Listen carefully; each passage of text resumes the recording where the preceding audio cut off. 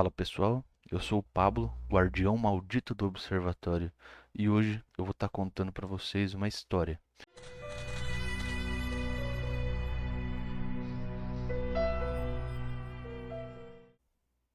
Bom pessoal, eu vim falar então para vocês sobre o filme O Brinquedo Assassino. O filme ele foi lançado nos Estados Unidos em 9 de novembro de 1988 e chegou ao Brasil em abril de 1989.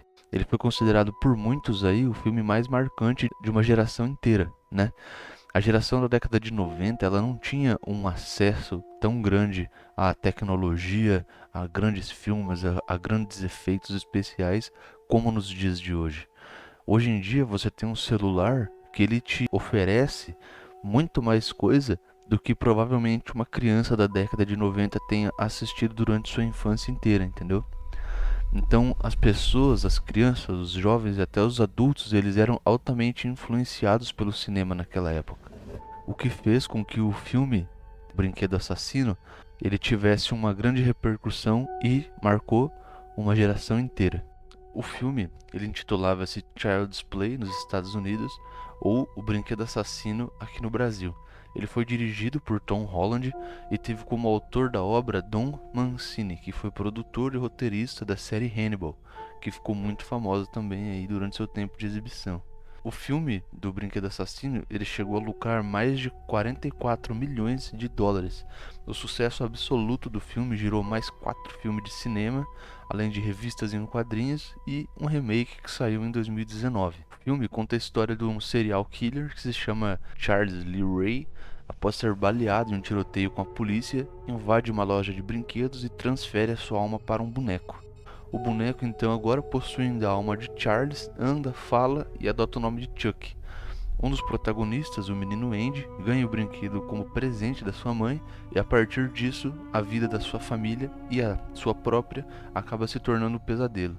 Bom, o que muitos não sabem é que essa história foi baseada em fatos reais. Tudo aconteceu em Key West, nos Estados Unidos, em 1906. Já fazem mais de 100 anos dessa história, né? Durante a minha pesquisa, eu notei algumas divergências na história, mas de forma geral ela é consistente e é a seguinte: havia uma família nessa pequena cidade dos Estados Unidos, na Flórida, que tinha bastante dinheiro e também tinha o costume de maltratar suas funcionárias e empregados. Certa vez, uma empregada já cheia de receber esse tratamento resolveu dar de presente para o jovem filho da família um boneco de quase 1 metro de altura.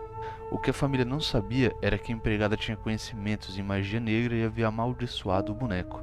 O primeiro dono do boneco foi Robert Eugene Otto, quando tinha apenas 6 anos. O menino e o boneco tornaram-se amigos inseparáveis, tanto que o boneco recebeu o mesmo nome do dono, de Robert.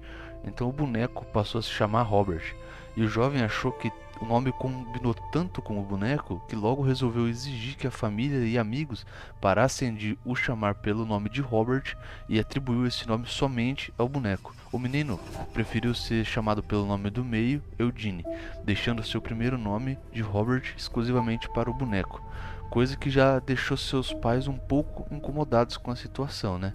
Porque imagina, pessoal, você dá um nome para o seu filho e o seu filho, por vontade própria, transfere o próprio nome para um boneco que ele ganhou.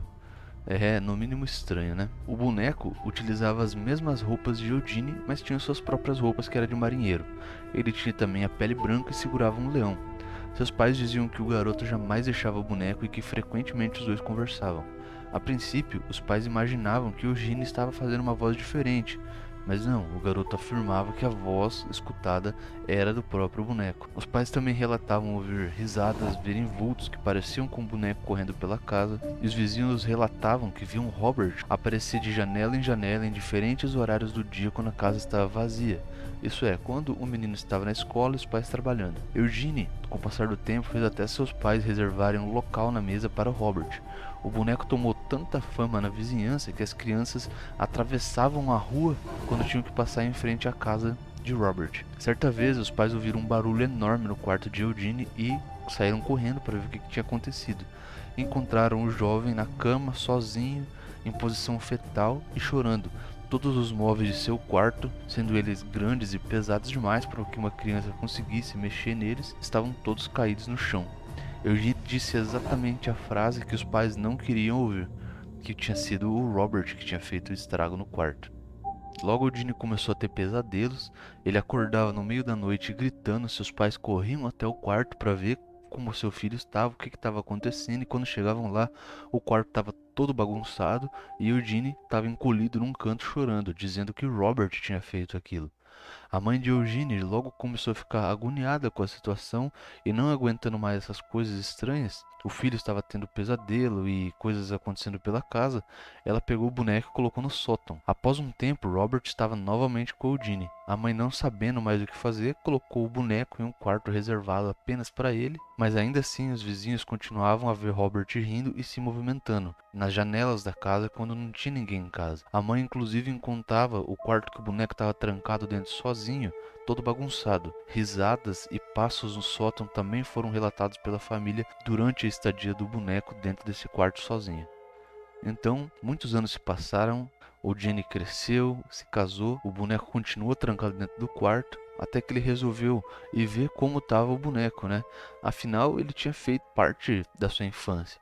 Jenny resolveu trazer Robert, o boneco, para perto dele de novo. A esposa de Eugene não gostava nada do boneco, sempre passando uma má impressão a ela. O boneco tinha uma aura pesada, mesmo que ela nunca tivesse escutado nada sobre as histórias que ocorriam na casa de Eugene. Entretanto, o boneco não lhe cheirava bem. Então, agoniada com a aura do boneco, agoniada com aquela situação, a mulher pegou o boneco e levou ele de volta para o quarto onde ele estava. Essa atitude incomodou Eugene, que pegou o boneco e trouxe ele novamente para o seu quarto. O boneco ficava ali em cima da mesa, perto da cama. Eugene não chegava efetivamente a brincar com o boneco, mas o boneco sempre estava ao redor. A mulher começou a perceber que o boneco influenciava Eugene. Os rumores dos vizinhos que Robert se movimentava pela casa e ficava atrás das janelas rindo dos pedestres e moradores continuaram. O tempo passou, Eugene morreu, a casa foi vendida e a história de Robert teve um fim temporário. Até que 30 anos depois a casa foi vendida e o boneco encontrado no sótão pela filha de 10 anos dos novos proprietários. O boneco logo foi elegido pela menina como seu brinquedo favorito e, pasmem, a menina, não conhecendo Eugene, chamava o boneco de Robert, que era o primeiro nome do Eugene, lembram? Robert Eugene Otto. E logo a família começou a sofrer novamente dos mesmos males que assolavam a família do Eugene. A menina acordava no meio da noite com pesadelos, gritando, encontrava suas bonecas decapitadas, os quartos bagunçados, móveis caídos, e algumas histórias dizem que até a expressão do boneco muda dependendo do assunto que era debatido no ambiente. Então, Myrtle Hilter, que era proprietária da casa de Eugene, agora, já adulta, ela resolve dar um fim no boneco e doá-lo ao museu de Key West.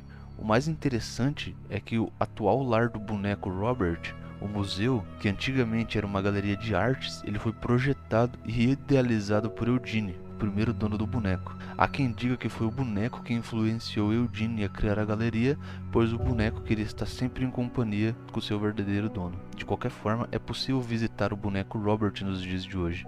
Ele está localizado na Flórida. Mesmo no museu, os relatos de vultos e risadas não param. Constantemente, as câmeras de segurança da sala de Robert param de funcionar.